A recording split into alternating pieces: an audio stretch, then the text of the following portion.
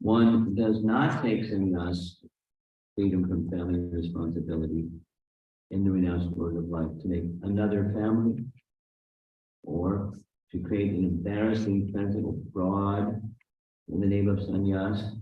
The sannyasi's business is not to become the proprietor of so many things and amass money from the innocent public. A sannyasi is proud, that is always thinking of Krishna within himself. Of course, there are two kinds of devotees of the Lord. One is called Goshanandi, which means those who are preachers and have many followers who are preaching the glories of the Lord and who live among those many followers, many followers, just to organize missionary activities. Other devotees are Atmanandi, or self-satisfied, do not take the risk of preaching or they remain therefore alone with God. In this classification,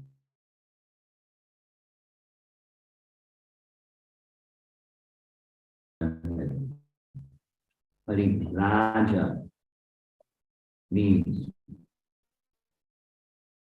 an itinerant mendicant. A mendicant sannyasi should not live anywhere for more than 3 days. He must be always moving because his duty is to move from door to door and enlighten people about Krishna consciousness.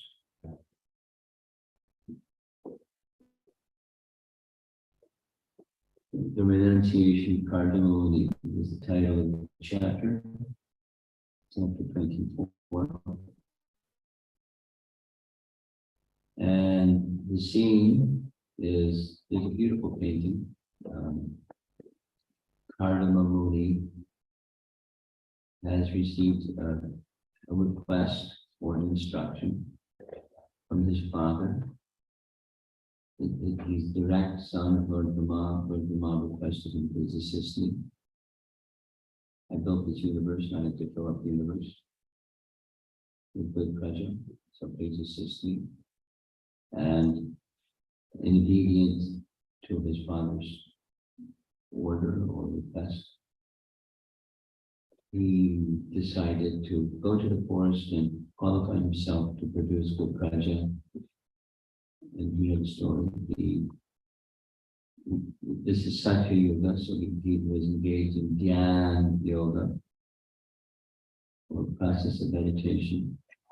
At the same time, he was a great devotee, not just a devotee, he was a great devotee. And he was meditating on the Supreme Personality of Godhead becoming the Son. So after a long time, Personality of God appeared, standing at the back of the road and said, I'll become your son, but you're going to leave your wife, so she's going to come here to the forest in a few days, just say yes, and business is easy. So that's what happened. He married Devahuti, they lived together for a long time.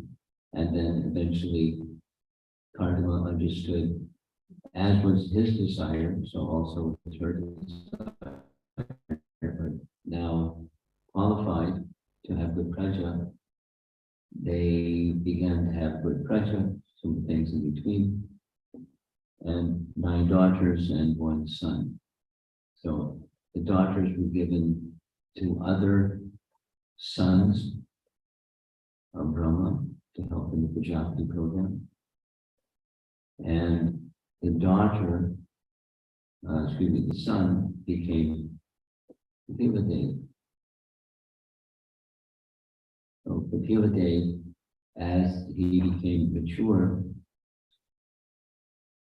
as was requested before being to be married, Cardinal requested the girl's father, Swami, when there's a son of age to look after your daughter, then I'd like to return to the forest and do my meditation again. So it was agreed. and the son was of age, and now he's coming before his son who's of age and requesting permission. The father's requesting permission from the son because he knows the son is the personality of Godhead. Now, it's a perplexing situation. He knows that his son is the personality of Godhead. He's right before him, and he knows it.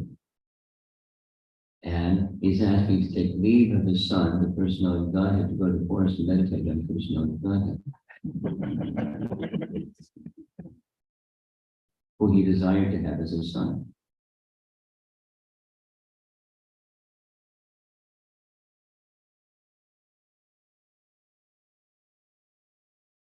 Flexing.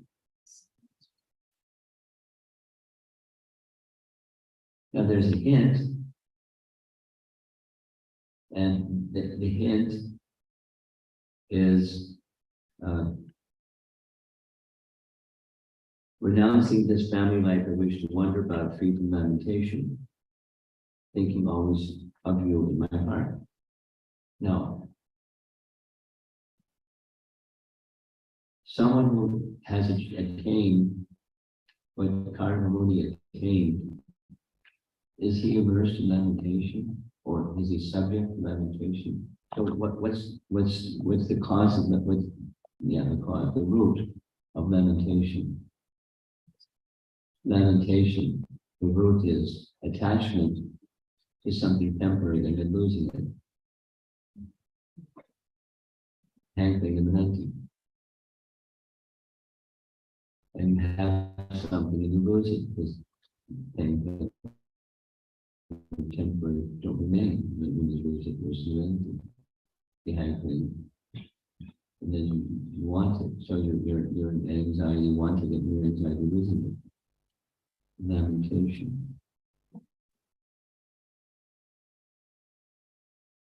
It's kind of this kind of perplexing. We can take it two things. This is like how I, to some degree, resolve this perplexing situation. And that is, he, Kardama, wants to teach by example. And the teach by example is when don't stay attached to family. Really? What if your family is the personality of Godhead? By example, don't remain attached to family. So he said, he's a perfected being. He doesn't have lamentation. He doesn't have anything associated capacity. Some of the salvation issue. Mud bhaktin bhakti from. Mud bhaktin bhakti. And then devotional service begins. He's already begun. Begins means pure. He's pure. Personality of God has become his son because he's pure. The appearance of Lord Vishnu before his son was born was verification of that nourishment. He had been already pure, he became perfectly pure, and he was now perfectly pure. So he's teaching by example. So some persons do things with that purpose in mind. And even if he didn't have that purpose in mind, he's setting an example. So the example is, even when there's most advantageous of circumstances, then one should not remain attached to family. And at a certain stage, then one moves to the next stage from Grahas to divine custom. Have you noticed there's not a lot of Vanaprasthas in this time? Have you noticed? There's some brahmacharis. There's an abundance of Grahastas. And there's some sprinkling of sannyasis. Not so many Vanaprasthas.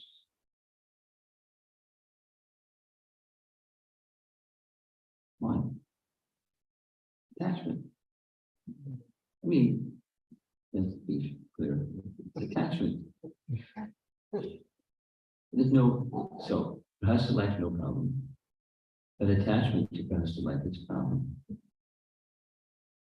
Dutiful, etc., etc., etc., all other adjectives, grahastha life, fine. It's suited to transition from attached to unattached, but don't just stay attached. It's to assist one to become unattached. It's the thorn to remove the thorn. So he said an example.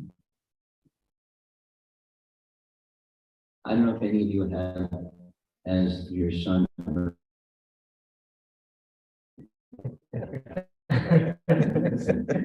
But even if you did, don't remain attached at a certain stage.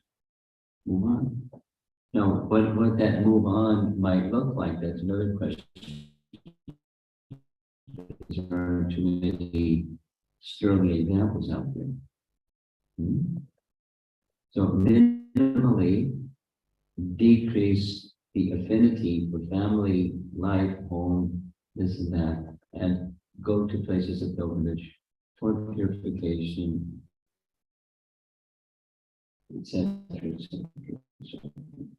The classic is the husband and wife go together, and then they come back, and then they go together, and then they come back, and then the husband goes alone, and the wife is in the care. So that's a classic model.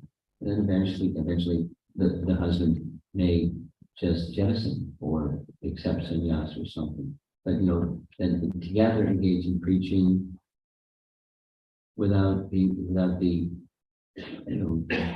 grandchildren and children of the grandchildren, and all of that program. That's common in the world. Let's say the absence of fun first, that's common.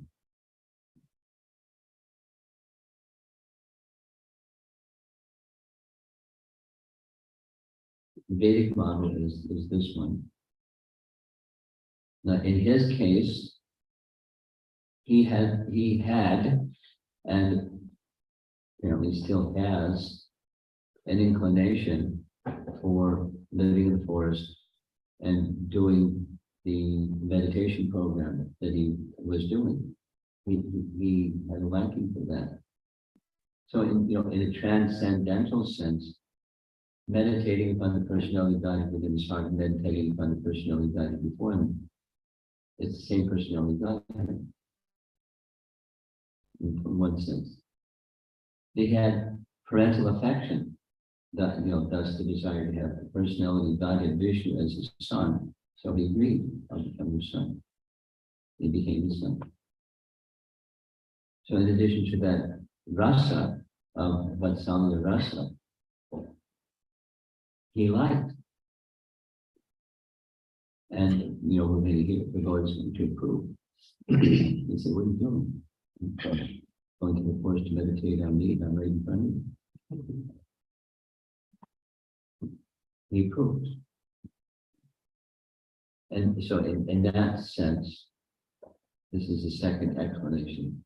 There's no difference. As long as that's an example. There's no difference.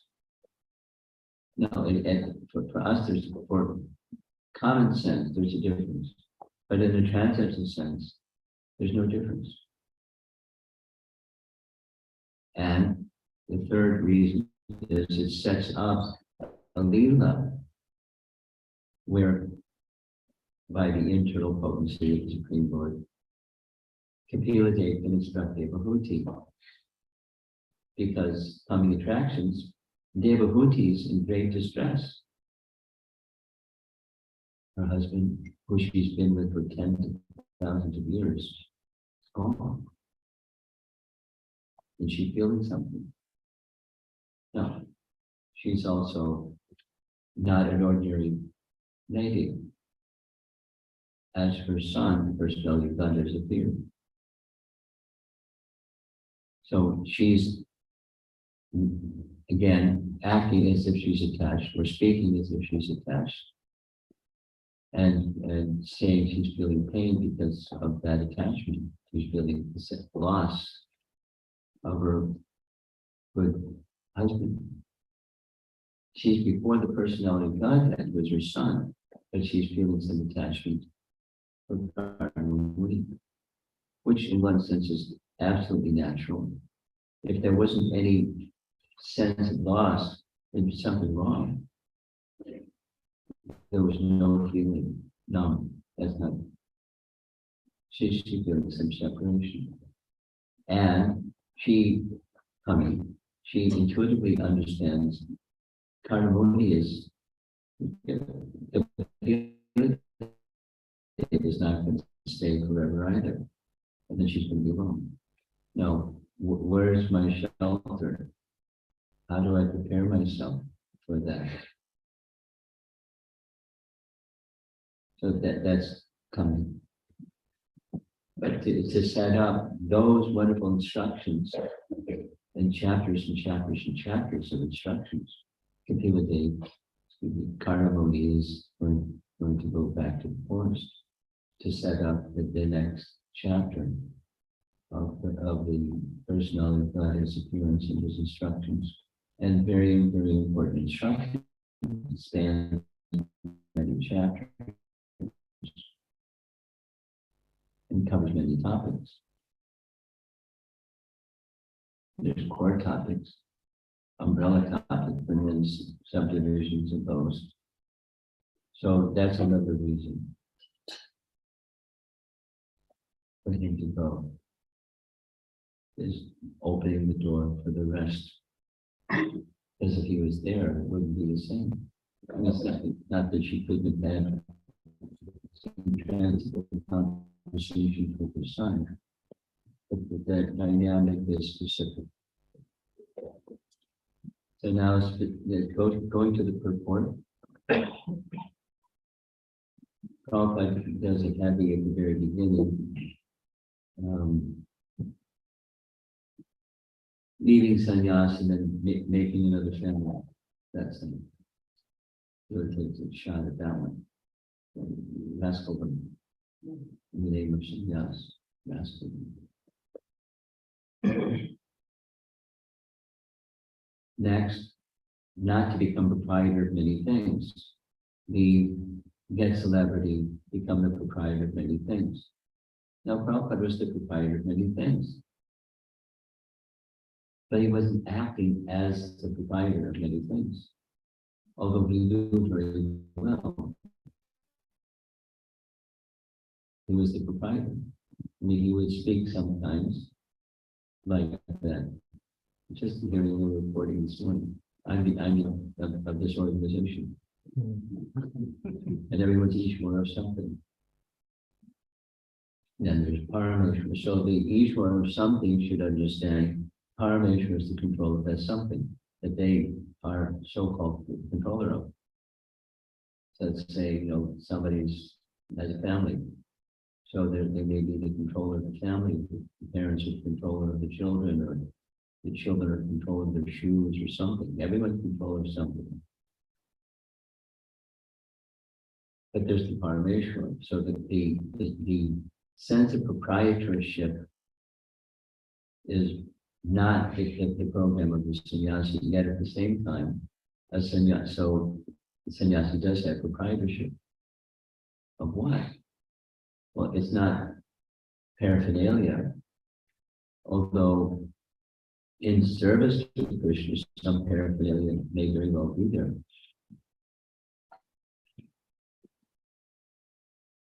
Oh, but that paraphernalia.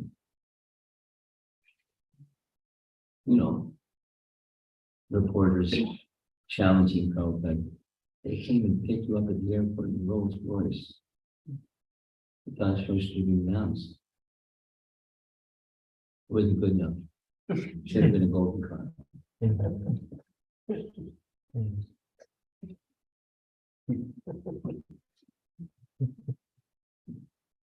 Because of enviousness. Put them back on their heels. So but not attached to the golden car, or to the Rolls Royce, or to the ambassador, or walking. Not, not attached. That's sannyas.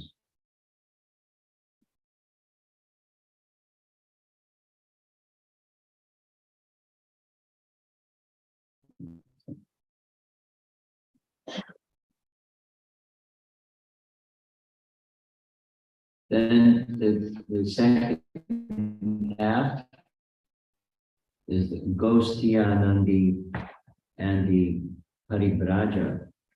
Atmanandi and Ghostiyanandi, there we go. Ghostiyanandi. Ghosti Anandi, persons who preach, they have followers, they engage their followers in service to Krishna. Ghostiyanandi. And Atmanandi, they don't go and preach. They go into a seclusion, and that's this other kind of sannyasi. Go here, there, and make followers.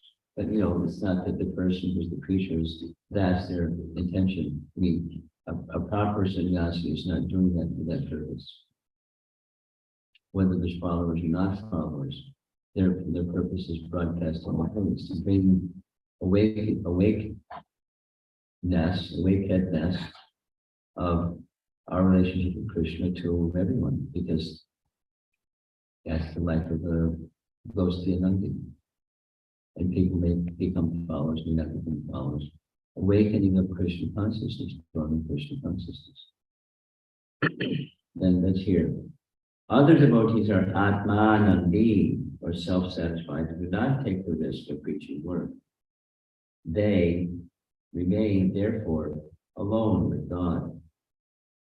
And this classification is Karmamuni. You like?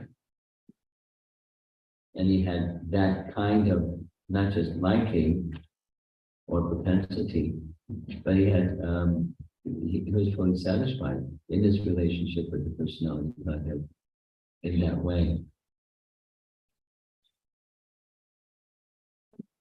So there's varieties of sannyasis. There's two of them.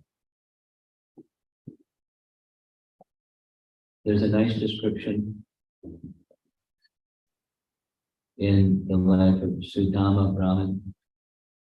Quickly, it's long explanation, very quick.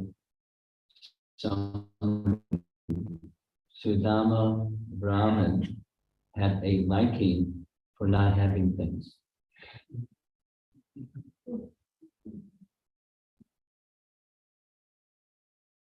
Explanation in Krishna book is there are two types of renunciates. One is if they have something, they're not disturbed by having that something. And two examples. Prahlad Maharaj was given enormous wealth. Ambarish Maharaj had enormous wealth, and they weren't attracted to it. So the Supreme Lord may give wealth to someone who's able to handle it, not become attracted to it. But that's one kind of detachment or renunciation.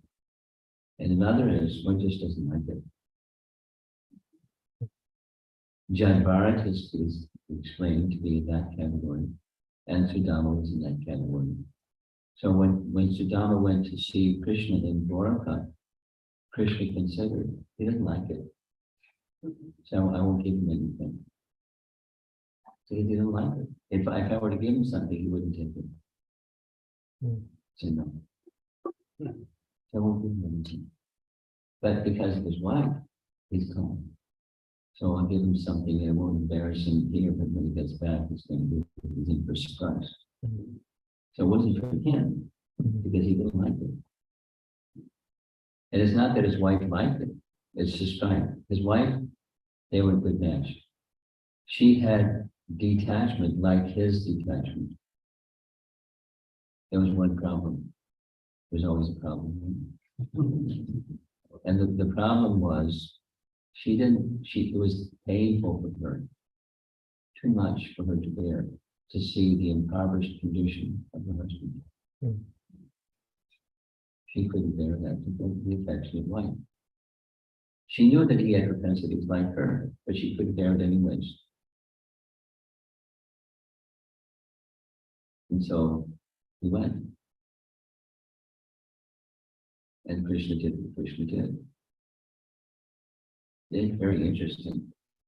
It said one evening she took rest, and when she woke up, everything changed. Like in her sleep. And instead of the shanty, there was the palace. What's this? And then made servants, and made her look nice and dress nice. And when she came out of the palace, Sridhama's, who are you? I'm your wife. You look different. So, and then it is said, he continued the same program of sleeping on the bare floor and eating next to nothing, and because he didn't like. But he accepted for the reason that he went. You know, because my wife has this concern. So as they're different, that's just a thought on, there are different renunciates, there are different sannyasis, and variety is nice. And there is variety, and even the varieties in those two categories. So back to Karnamuni, he is in the category of the one, the kind of sannyas that just like to be alone and fix his mind in great happiness on the personality of Godhead. And you know, he was happy being forced to not have to deal with it, just so that he could just stay focused. You know, some are not disturbed by dealing with and you utilize those circumstances and facilities to help others and get closer to Krishna, etc., etc. Now that's it. That's as Prabhupada is writing. There's a risk. You do the other one. There's also a risk. Take your risk. And the main protection is the satisfaction of the personality of God is to be the objective. If it's out of aversion, there's too much risk. So there's aversion. There's too much risk. There's vulnerability.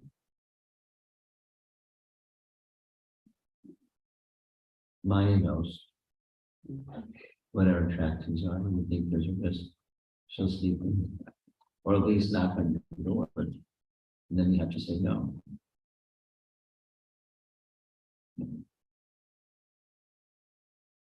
We might say, when does he come back later?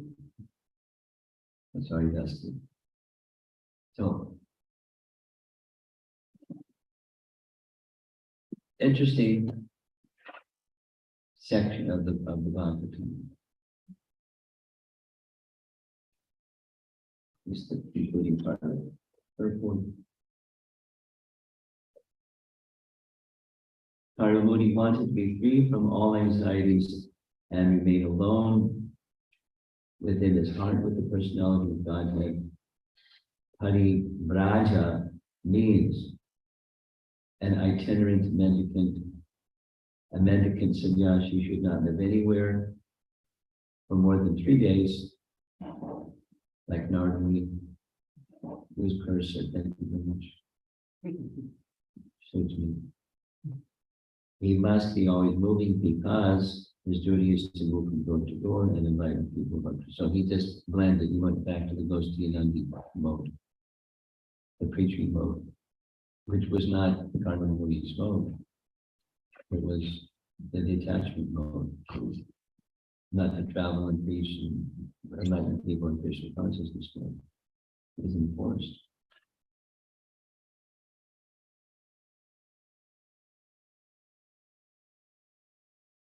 We don't hear so much about Karnamuni.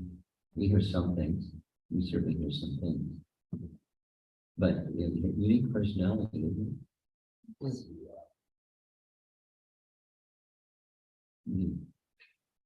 The whole thing, in the forest, and there's Lord Vishnu standing on the back of the room.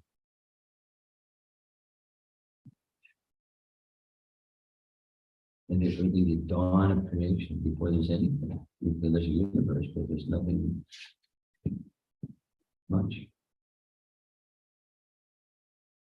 Very interesting. Okay, so I'll stop here. Let's see if there's some discussion. Sunday morning, Srila Bhagavatam thoughts. Do we have a point? There's some people that want to say something.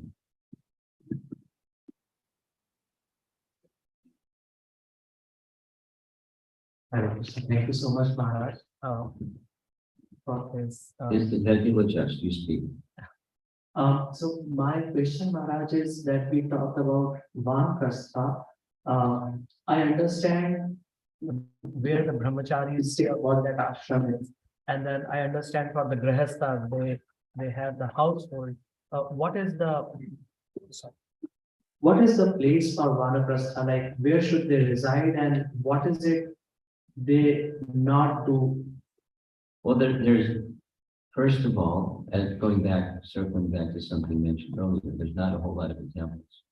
In our modern time, there's not a whole lot of examples. Think of our discipline succession. Now, Bhakti Thakur, but there's not a lot of examples. There's variety. There's not like one size fits everybody. It's to a degree it's customized, but there's principles. So your question is where to reside. And I indicated a model. A model is the husband and wife, purposefully by design, they leave home together, go to places of pilgrimage together, they do devotional activities in those places of pilgrimage together, and then after some time they come back home.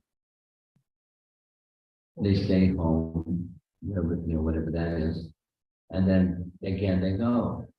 So they're detaching themselves from home and family, both, and paraphernalia, and the householder paradigm, and go further. And then after some time, the wife stays while the husband goes and comes back. Like a nice, in ISKCON, a nice example of this is Jaipur Sundar. Maybe you don't know him. Lived in Baltimore. His wife, fantastic disciples of Maharaj. So he did it as I'm describing. Then his wife was totally satisfied with it. She did deity worship at home, like temple standard. Somebody offered the artis every day, and she was happy. She wasn't miserable. She was very happy. Spiritually strong, from a spiritually strong marriage, and they had children, but she wasn't like, I want to be with my boys. She was just happy doing what she was doing. So my response is there's variety.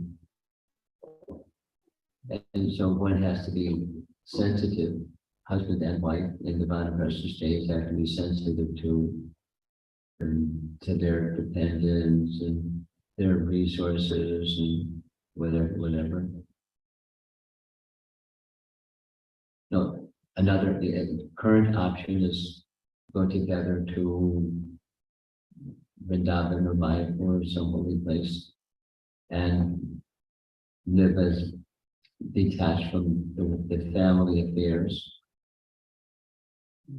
and gradually, go more deeper into Shravanam, Kirtanam, Vishnu Smaranam, and then, gradually less and less and less with just the husband-wife bond moving in that direction. So there's different models.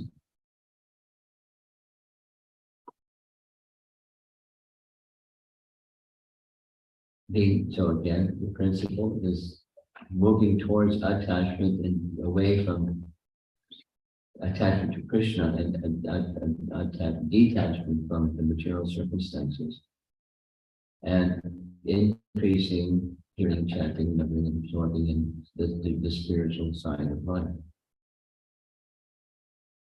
and then sensitive to one another, husband, wife, and their sensibilities, but at a certain point, keep moving anyways, because in principle that's to be done.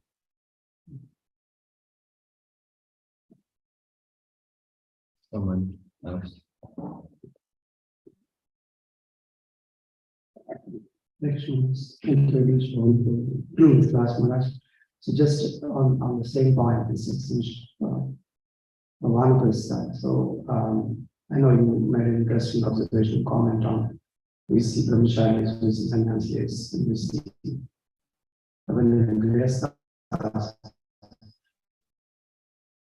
in the same sense, as you said, variety of vanaprastha. So maybe because of the variance or like the various ways people are practicing vanaprastha, maybe that number is not visible in the sense. That's certainly a reality. There are some practicing and it's not visible, or that's practicing, cultivated, but it's not so visible. That's thank you for that. Still, statistically. Thank you, Maharaj. I have another question. So we are seeing Goshan and Atman. So our ISKCON sannyasis are categorized as Goshan. I think that's the parallel we can understand that because they go for That's preaching. encouraged, but there are some that are the other. Yeah. So I'm just trying to see when Srila Prabhupada explained Atman, he said, do not take the risk of preaching work. Yes. So what is that? Risk is Maya. When you do the positive, when you preach, a preacher should know whether you're a brahmachari, grahastha, or vanaprastha or sannyas when you preach their risk. So the sannyasi that preaches should know he is taking risk. And the one that's not is not inclined to take that risk. No, it's not that Karnamuni is saying, I don't want risk. It's not that. He has a liking for seclusion and that type of sannyas life, the Atmanandi type. No, Prabhupada is throwing in there. They're not prepared to take the risk. They're not inclined to take the risk. But there's reasons for that lifestyle as opposed to Goshtiyanta lifestyle. Some just have that liking. Well, sure. No, he's but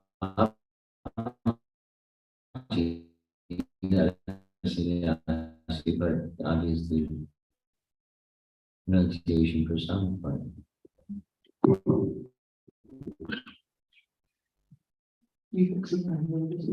I have a question. For Atman, you said that there is no risk, but we have an example of Bhagat Maharaj where he was Atman, but still. Wait. I want to edit your statement. It's not, there's no risk. The statement is not prepared to take the risk.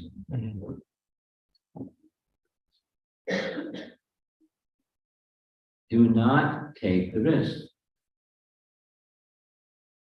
So my statement was, you don't do that, and that's a risk. Well, supposing one's a grahastha or a sannyasi, a grahastha or a brahmachari, I don't want to take the risk. That's a risk.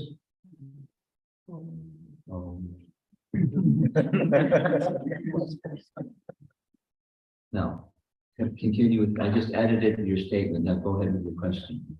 That addresses your question. Look at that. Up front.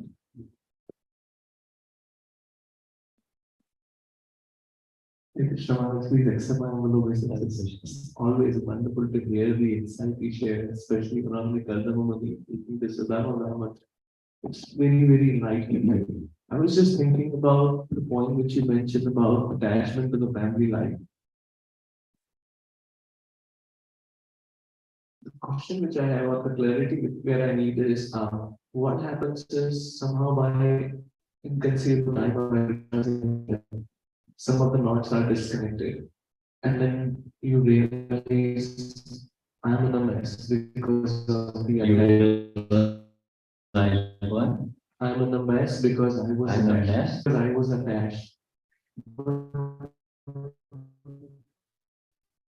If you have to take care of the rest of the family members and not to get into again that well, what a person should do, or maybe if I have put it in a situation like straightforward, wife has left, Yes, kids are to be taken care of. yes. I don't want to be attached again, You don't want to be attached again. but at the same time, I want to fulfill the purpose of Oh, life. you have to. You'd be, shame on you if you didn't. You'll be spent. Transcendentally spent. So, but is it possible? The answer is yes. Is it possible to be responsible without being attached? Be responsible without being attached. So some amount of attachment is going to be there by the nature of interaction. What to speak of father dependence, children, some attachment, acknowledging some attachment. Let you know, you can think, let me recognizing that there is attachment, recognizing there's pain and consequences of attachment. Let me go forward in time where I'm doing this as a service, as it should have been from the very get-go, inviting dependents, so as a service to Krishna, serve those dependents, to connect those dependents to Krishna, and this is my service to Krishna. At the same time, it will purify my attachment tendencies. Both is meant to bring one to paradharma. So don't neglect swadharma, but make your efforts so that it brings you closer and closer and closer to paradharma. That is, the real purpose is that you become attached to the Parabrahma, this supreme person. And that those who are your dependents, in the course of their transitioning from the previous life to their mature adult life, that they're closer to paradharma, they're closer to attachment. That's your duty. It's an essential stage of purification. It's the same thing about varnashram. It's a stage of purification to bring one to exclusive attachment to the personality of Godhead, acknowledging there isn't yet exclusive attachment to anyone. Then you engage in duties of this world that are executed with the right purpose behind those duties of this world. So, is there risk? Yes. What to do about the risk? You make sure that you're consciously, more than otherwise, more than before, consciously, this is for the purpose of becoming, serving the personality guided in his interest, which is my interest, which is my dependent's interest. And let me stay focused, and let me do my sadhana with that intention, let me do my swadharma with that intention. Let all affection go to the dependents. Is there risk that I'll become attached? Yes.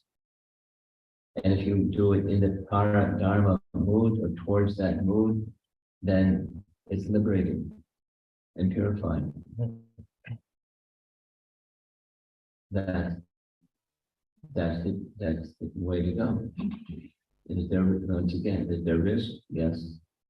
Don't do it. Is there risk? It's more than risk.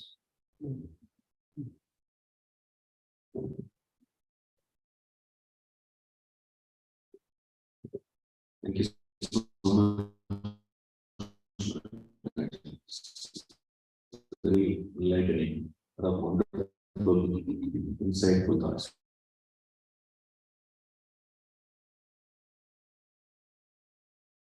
Because There's varieties of Atmanandis. Let's start with that premise. No, go ahead. is this the same as, is it synonymous to Nirjal Bhajan? Not exactly. No, it's not. An Atmanandi may or may not. The Atmanandi means a certain thing.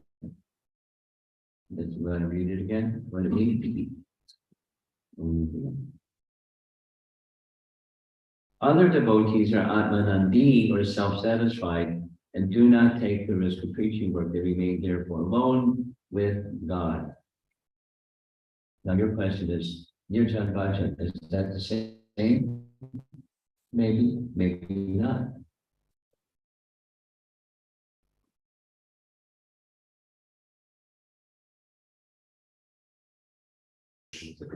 Yeah, sure. Maharaj, from the beginning of our Krishna consciousness, we've been told we are not Atmanandis, we are Goshianandis. We always Well, we're trained that way. One's propensity may not be like that, but we're trained that way. Well, go ahead, I'm editing. I just wanted to thank you. So, Maharaj, I've seen like some of us, we have that social anxiety. We may not be very well versed with people preaching. So, how do we kind of connect these two, Maharaj? Because we Which see, two? Not being well trained.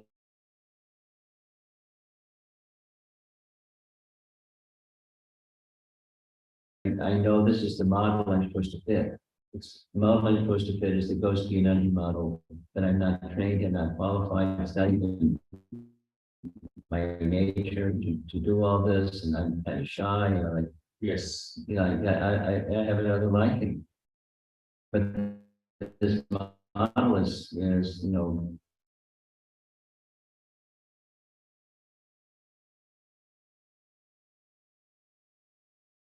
they are respected, they are given the recognition. well, I know some people that should be preaching.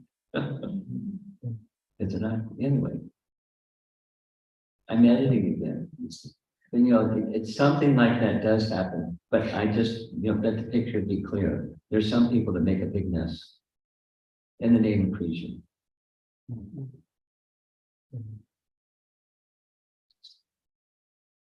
No, that's your question. The last aspect is, so I never had until this class, Maharaj, I never had this aspect of, oh, yes, that is a set of devotees who are Atman, who are self-satisfied. And they deserve their own place. Yeah. Yeah. No. As followers of Chaitanya, even amongst the followers of Chaitanya Mahaprabhu, look at what did Haridas Thakur do?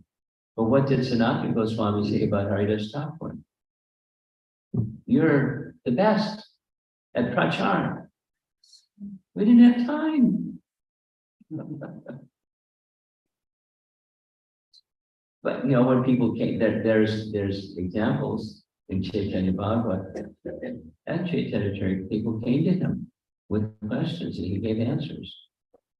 So he did some prachar, directly. He didn't go out on the street. People came to him because he was of that nature. But what I'm saying here is, it's not just a bucket. There's some overlap. But it's just this. My response to your question is, there may be a tendency in that direction. I know some people that have a tendency in that direction. They like seclusion. They like simplicity. abundant storehouse of nectar, but they're not, you have to go to them.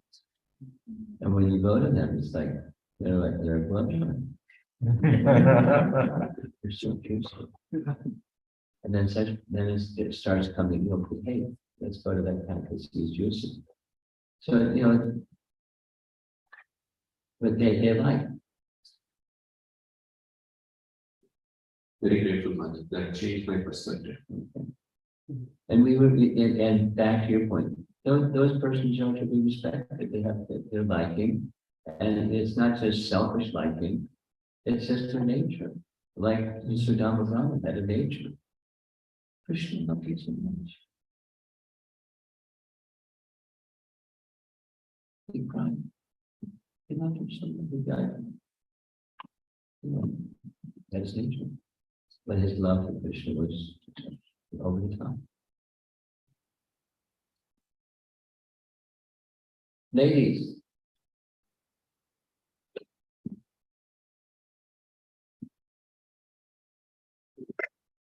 Hey, Vishnu Maharaj, where do we draw the line between being proprietor of something for Krishna service versus owning something for our own gratification?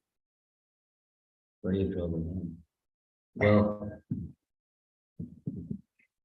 only for, you want to revise the question, because we don't like, you and I by nature don't like only for.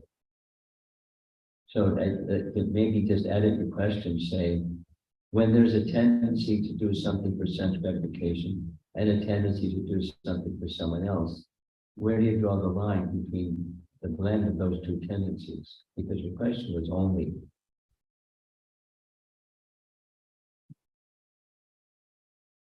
This is called, the answer, one way to answer your question is, that's called varnashram.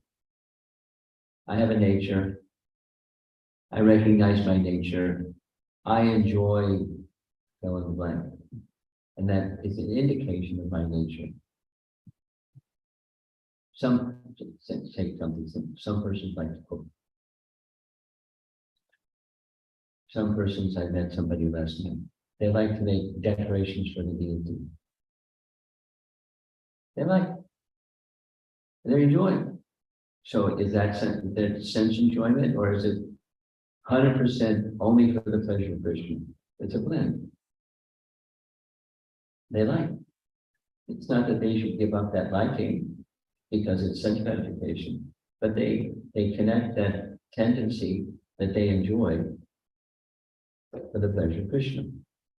And then this is the qualifier now, with the purpose, there's not just, now I have a license, my propensity has a license, there I go.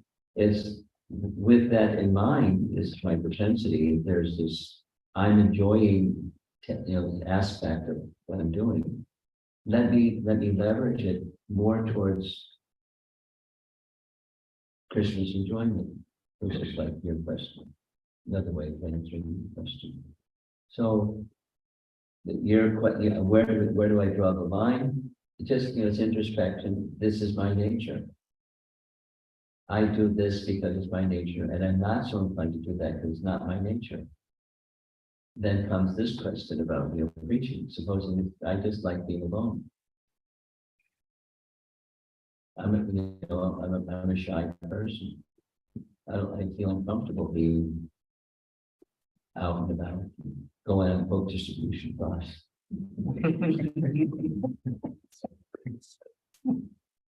As Prabhu was speaking to the spiritual master. Yeah, but it's not my nature. So, your question is where you draw the line. You introspect, you see what is your nature. And so in general, this is general, you do those things that are your nature, that you enjoy, you do it a lot. And focus on, this is the higher purpose is for the pleasure of Krishna. And then you become a better cook, or a better artist, or a better decorator, or a better singer, or a better this or that. But you learning new melodies and, not become Krishna conscious. That has its risk. We've seen fame and going off in other directions with music because it's something I like. So my response to your question is, when there's a blend, try your sincere best by introspection and good association and cultivation, that let this be for Krishna. At least I want to move in that direction. In my psychophysical nature propensities. And from that strength, there's maybe some things over here that I'm not so inclined to. And I know that they're very pleasing to Guru and Krishna and Lord Chaitanya. And so let me do some of that. Then borrow some strength over here and place it over there where it's not so strong.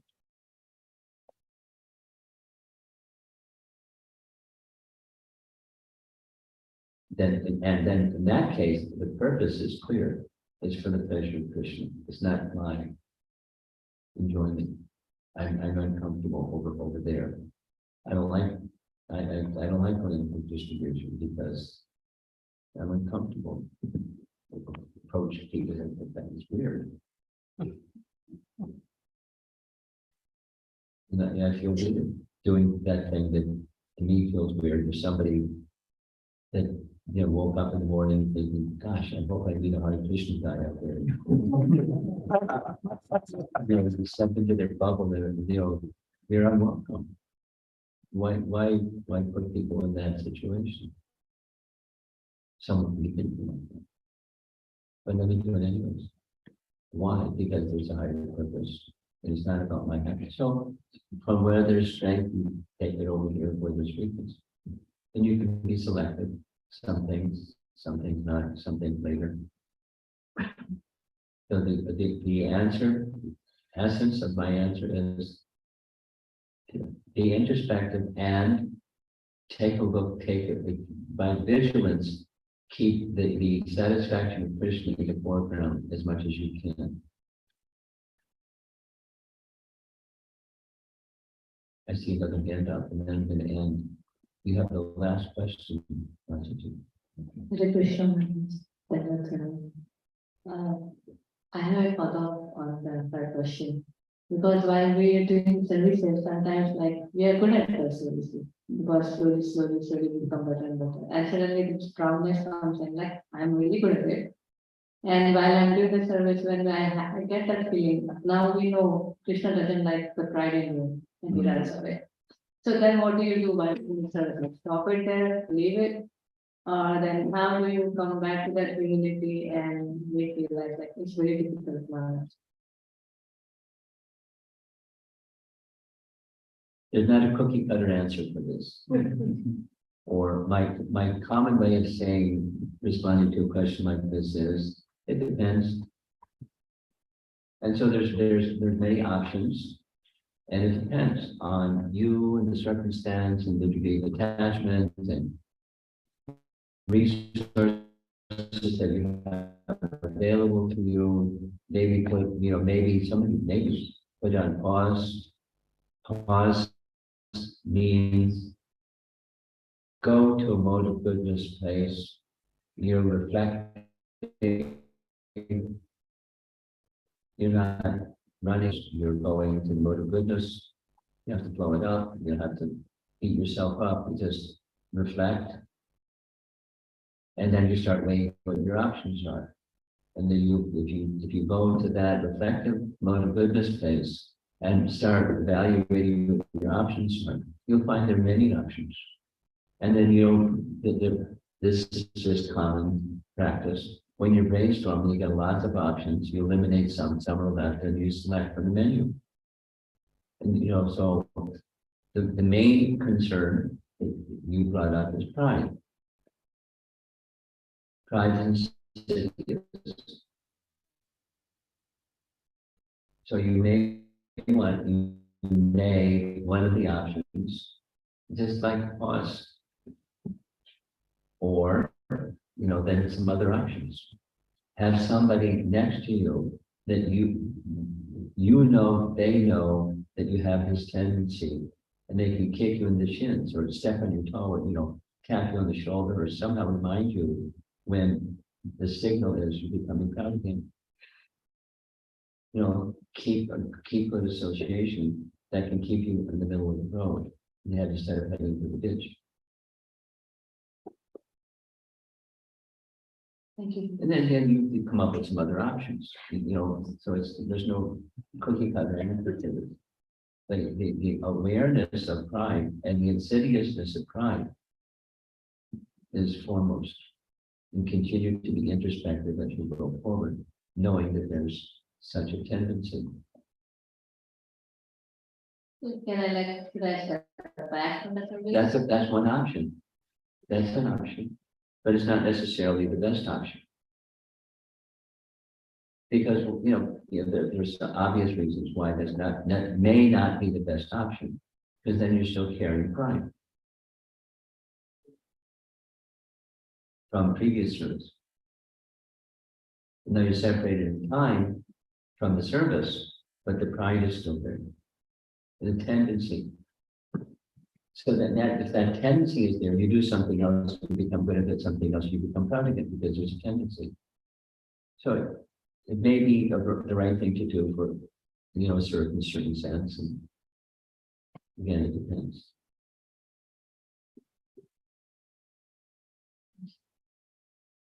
It's another nice medicine, antidote, is become familiar with the sections of Srimad Bhagavatam and Chaitanya Charitamrita, where devotees had tendency for pride, and their pride was curbed, and understand the mercy that came. No, not just one that didn't understand and they got smashed. But Give an example of this. oh, I'll let you do the homework. Since it's something that you let the light go on, and the light will go out, and you'll come across many.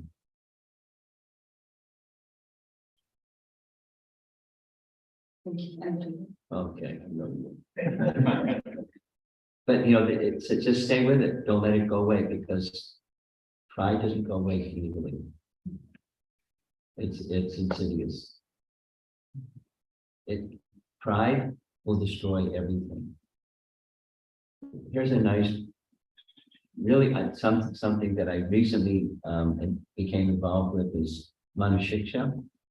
The very first verse of Manashiksha, Raghunath Das Goswami just made this statement: becoming completely free from pride, and goes on. And then in the middle section, he describes categories of pride. There's this, there's that, the other. So he's a pride-less personality. He can be like the hero, a role model for you.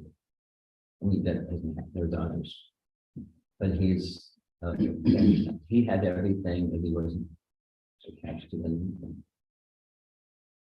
And he went further, and went further, and went further, and went further. Not abnegation, but further. And he's the kind of person, he's like the sterling person to help anyone become free from pride, because he was free from pride. He knew what it was like to be free from pride and to have pride. So that kind of association,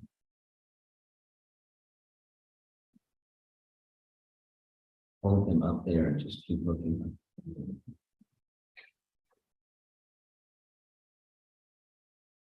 Srila Prabhupada ki